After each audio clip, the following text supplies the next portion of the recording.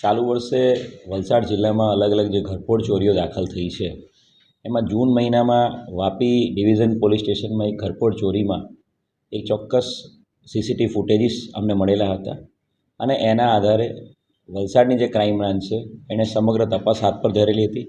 અલગ અલગ ચાલુ વર્ષે દાખલ થયેલી તમામ ઘરફોડમાં મળેલા સીસીટીવી ફૂટેજીસને મેચ કરવામાં આવ્યા હતા.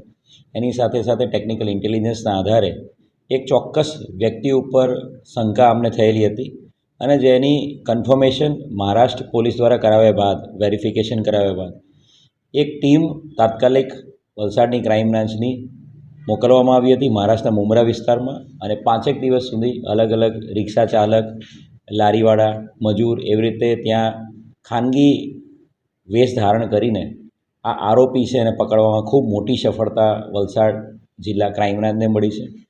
આરોપી રોહિત કનુભાઈ સોલંકી, જેના પાછળથી એના જે સ્ટેપ ફાધર છે એના નામ આધારે એનું નામ રોહિત ચેતન શેટ્ટી થયું હતું અને રોહિત ચેતન શેટ્ટીએ એક ફરહીન નામની વ્યક્તિ સાથે મેરેજ કર્યા બાદ હવે એનું નામ અરહાન ચેતન શેટ્ટી છે. આરોપી લક્ઝુરિયસ લાઇફસ્ટાઇલ જીવવાવાળો છે. એની પાસે પોતાની ઓડી કાર પણ છે અને મુંબઈના મુંબ્રા વિસ્તારમાં એ 1 કરોડ રૂપિયાના ફ્લેટમાં રેન્ટ ઉપર રહે છે. ટોટલી લક્ઝુરી લાઇફસ્ટાઇલ જીવે છે. અત્યારે એની જે પૂછપરછ છે એમાં ટોટલ 13 જેટલી અલગ અલગ રાજ્યોમાં કરેલી ઘરફોડની એણે કબૂલાત આપી છે.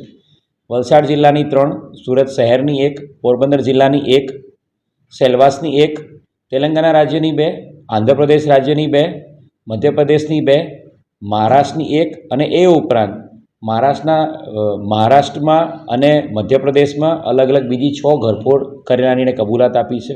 કુલ 19 જેટલી ઘરફોડ ચોરીઓની કબૂલાત એ આપી રહ્યો છે. ખાસ આ વ્યક્તિની મોડસ ઓપરેન્ડીની વાત કરીએ તો અને આ વ્યક્તિની જે લાઇફસ્ટાઇલની અને એની જે ચોરી કરવાની સ્ટાઇલની વાત કરીએ તો આ વ્યક્તિ ઓલવેઝ બાય એર જર્ની કરે છે. ફ્લાઇટોમાં એ ઘરફોડ ચોરી કરવા માટે આવે છે. ફ્લાઇટમાં આવ્યા બાદ એ 5 સ્ટાર હોટલમાં રોકાય છે અને નજીકના વિસ્તારમાં જે પણ પોશ ફ્લેટ હોય, જે બંધ ફ્લેટ હોય એના તાળા તોડીને પછી એ ઘરફોડ કરીને બાય એર એ ભાગી જાય છે અને લક્ઝુરિયસ લાઇફસ્ટાઇલ એની જીવવા માટે થઈને જ આ પ્રકારની એની મોડસ ઓપરેન્ડની ઘરફોડ ચોરી કરવાની છે.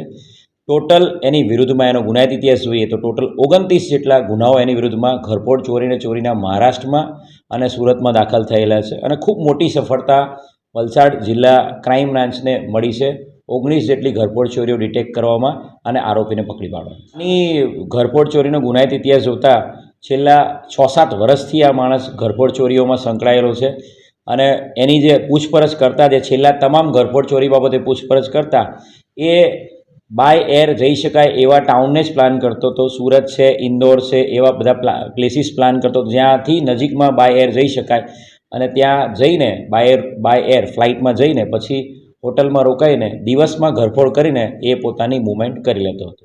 ટોટલી એની જે પૂછપરછ કરતાં અત્યારે જે ખબર પડી રહી છે એ રીતે લક્ઝુરિયસ લાઇફસ્ટાઇલ જીવવાનો શોખીન છે. ઓડી ગાડી વાપરે છે. 1 થી 1.5 કરોડના ફ્લેટમાં રેન્ટ ઉપર રહે છે મુંબઈમાં અને સાથે સાથે એની પૂછપરછમાં એ પણ ખબર પડ્યું છે કે એ ડ્રગ્સનો બંધાણી છે અને મહિનાનો એનો ડ્રગ્સનો જ ખર્ચો 1.5 થી 2 લાખ રૂપિયા જેટલો છે.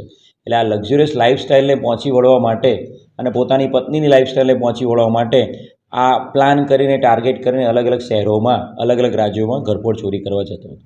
આરોપી પાસેથી એનું જે ઘર છે ત્યાંથી તપાસ કરતા અને આરોપીની પાસેથી 27 ગ્રામ સોનું, 37 ગ્રામ ચાંદી, એની પાસેથી રોકડા 15,000 રૂપિયા, એનો મોબાઈલ 20,000 રૂપિયા અને ઓડી કાર જેની કિંમત આશરે 10 લાખ રૂપિયા છે. એમ કુલ 12.5 લાખ રૂપિયાનો મુદ્દામાલ આરોપી પાસેથી કબજે કરવામાં આવ્યો છે.